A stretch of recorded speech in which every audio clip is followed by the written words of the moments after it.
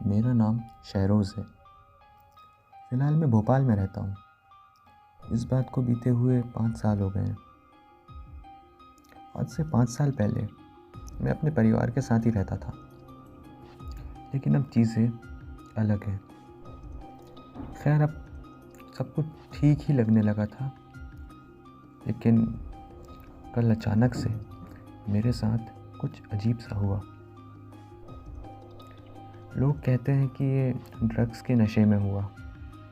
हाँ, इन 5 सालों में शायद ही कोई ऐसा दिन गया हो जिस दिन मैं नशे में ना हूँ। कल रात 4 बजे मुझे किसी औरत की चीखें सुनाई देने लगी और फिर वो मुझे दिखने लगी। उसके हाथ में एक 2 साल की बच्ची भी थी। वो औरत बहुत ज़ोर-ज़ोर के दर्द में तड़प रही थी, चीख रही थी। अचानक इसके बाद मुझे ऐसा लगने लगा जैसे कोई मेरा गला दबा रहा है। मैं सांस नहीं ले पा रहा था। इस औरत को मैं जानता भी नहीं था कि ये है कौन, और ये और इसकी बच्ची का मुझसे क्या लेना देना है। अभी सुबह उठते ही, आँख खुलते ही मैंने देखा कि मेरी हाथों की दोनों उंगलियां बेजान हो चुकी हैं और अजीब तरीके से मुड़ चुकी हैं। मैं कुछ नहीं कर पा रहा, और हाँ, मैं नशे में नहीं हूँ। तो कहानी है आज से 9 साल पहले की। मेरी शादी की पहली सालगिरह पर सोचा था कि बीवी के साथ मेघालय चले जाता हूँ। माँ को भी साथ ही रख लूँगा, थोड़ा घूम लेंगी। पिताजी की मौत के बाद माँ अक्सर कहीं जाती नहीं है ज़्यादातर, तो मैंने सोचा कि ऑफिस से जल्दी छुट्टी लूँ और फ़्लाइट की टिकट्स बुक कर लूँ और सबको सरप्राइज़ दूँ। जल्दी जल्दी मैं अपना काम ख़त्म करके घर की ओर निकल गया। मैं बहुत खुश था, साथ ही मेरा दिल ज़ोर ज़ोर के धड़क रहा था, क्योंकि ये पहली बार था कि इतने वक्त बाद पूरा परिवार एक साथ कहीं घूमने जा रहा था। घर वालों ने ये सब सुन के अपनी खुशियाँ जाहिर की और फटाफट तैयारियां करने लगे। माँ तो तैयारियों में जुट गई। ठीक 1 हफ्ते बाद हम मेघालय के लिए निकल गए। वहाँ पहुँच के जो सबसे पहली जगह हम गए थे वो था नोहकलिकाई फॉल्स। ये बहुत खूबसूरत सा झरना है। यहाँ थोड़ी देर घूमकर हम लोग गांव की ओर निकल गए, यहाँ की वादियाँ और नए नए लोगों से मिलने। इस झरने के बारे में कई कहानियाँ हैं, कुछ ऐसी कहानियाँ जो आपके होश उड़ा दें। लेकिन जो ये कहानी मैं सुनाने वाला हूँ, ये मेरी ज़िंदगी की हकीकत है। गांव पहुंचकर वहाँ हमने देखा कि यहाँ कुछ तो अजीब है। यहाँ आकर मैंने पाया कि यहाँ पर बूढ़े मर्द काफ़ी ज़्यादा हैं। जवान मर्द, बच्चे और औरतों के मुकाबले तो काफ़ी ज़्यादा। किसी के चेहरे में कोई मुस्कुराहट या कोई हाव भाव नहीं थे। ऐसा लग रहा था कि लोग बस जी रहे हैं। चारों ओर बस मायूसी और शांति। यहाँ पर गौर करने वाली एक और बात थी। यहाँ के लोग 7 बजे सो जाते थे और सुबह 4 बजे के पहले उठ जाते थे। ऐसा कोई नहीं था जो 4 बजे के बाद सोता रहे। जब हमने गांव वालों से थोड़ा बातचीत करने की कोशिश की तो हमें कुछ रहस्यमय चीज़ें पता चली नोहकलिकाई फॉल्स के बारे में। इन्हीं कुछ बातों में या अफवाहों में या कहानियों में एक नाम सामने आया, एक लड़की का नाम, जो कि था लिकाई, जिसके नाम से ये झरने को अपना नाम मिला। लिकाई रंगरेत नाम के एक गांव में रहती थी। वह एक सीधी सादी भोली भाली लड़की थी। बहुत कम उम्र में उसकी शादी हो गई थी और वैसे ही बहुत ही कम उम्र में वो विधवा भी हो गई थी। उसकी 2 साल की बच्ची थी। उसके पति की जल्दी मौत होने की वजह से उसे काम करना पड़ा, अपना पेट पालने के लिए और अपनी बच्ची का पेट भरने के लिए। अपनी ज़रूरतों को पूरी करने और ज़िम्मेदारियों को निभाने के फ़र्ज़ में वो अपनी लड़की पे बहुत कम ध्यान दे पाती थी। दिन में सिर्फ 3 ही बार उससे मिल पाती थी, बाकी सारा टाइम वो घर के बाजू वाले लोगों के पास अपनी बच्ची को छोड़ जाती थी। इस बात से लिकाई भी बहुत परेशान थी। इस बारे में गांव वालों ने उसे एक सुझाव दिया कि क्यों ना वो दूसरी शादी कर ले। ऐसे करके उसकी बच्ची को अकेला भी नहीं रहना पड़ेगा और उसकी बच्ची के सर पे बाप का साया भी आ जाएगा। अभी वो छोटी है तो उसे कुछ फ़र्क महसूस नहीं होगा। साथ ही साथ उसे अपनी ज़िम्मेदारियों में भी कोई मदद करने वाला मिल जाएगा। लिकाई ने बहुत सोचा। उसके बाद अपनी बेटी के भविष्य के लिए उसने पास ही एक गांव में एक मर्द से शादी कर ली, ये जाने बिना कि वो कैसा है। उसका दूसरा पति थोड़ा सनकी सा था। पागलपन उसकी हरकतों में साफ नज़र आता था और हाँ, वो नास्तिक था। कुछ समय बाद उसे समझ आने लगा कि ये क्या और कैसे सोचता है। थोड़े दिन सब ठीक चला, लेकिन उसके बाद लिकाई का पति उस पर जुल्म करने लगा क्योंकि वो उसकी सनक भरी बेतुकी ख्वाहिशों को पूरा नहीं कर पा रही थी, जिनका कोई मतलब ही नहीं बनता। मिसाल के तौर पर एक रोज़ उसने लिकाई से कहा कि अपनी हाथ की एक उंगली काटकर उसे दे दे। वो उसे चावल में उबाल कर रात को 2 बजे उसका भोग करेगा। इससे उसके मालिक उससे खुश होंगे और उन लोग के साथ सब अच्छा होगा। लिकाई के मना करने पर वो मारपीट पर उतर आया। वो उसके साथ बहुत जुल्मी तरीके से पेश आने लगा और ज़ोर ज़बरदस्ती करके किसी तरह उसकी उंगली काटने की कोशिश करने लगा। वो ज़ोर ज़ोर के चिल्लाने लगी और किसी तरह उससे दूर भागने की कोशिश करने लगी। ये सब तमाशा देख गांव वाले जमा हो गए और उसके पति को सब लोगों ने बहुत ज़ोर ज़ोर के मारा।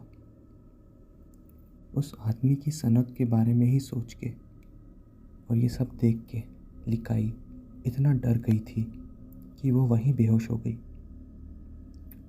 उसे गांव वाले अस्पताल ले गए। शाम तक वो अस्पताल में भर्ती रही।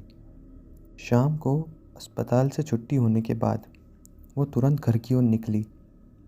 उसके दिमाग में था कि बस जल्द से जल्द अपना सामान बांधकर बाजू वालों के घर से अपनी बेटी को लेकर वो यहाँ से बहुत दूर चली जाएगी।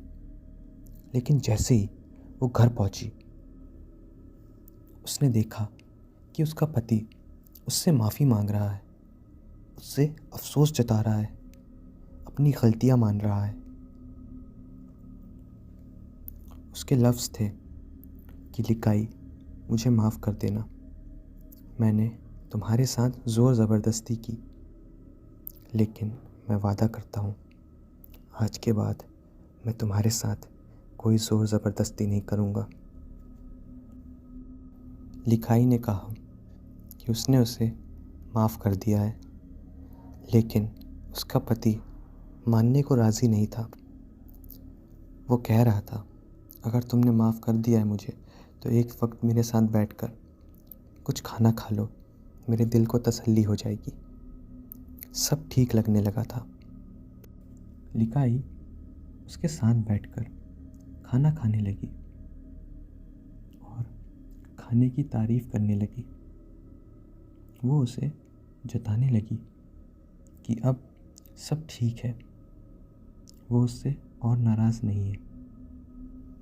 लेकिन तभी अचानक से उसके दांतों में कुछ फंसा। जब उसने उसे निकाल कर देखा तो उसके पैरों तले ज़मीन खसक गई।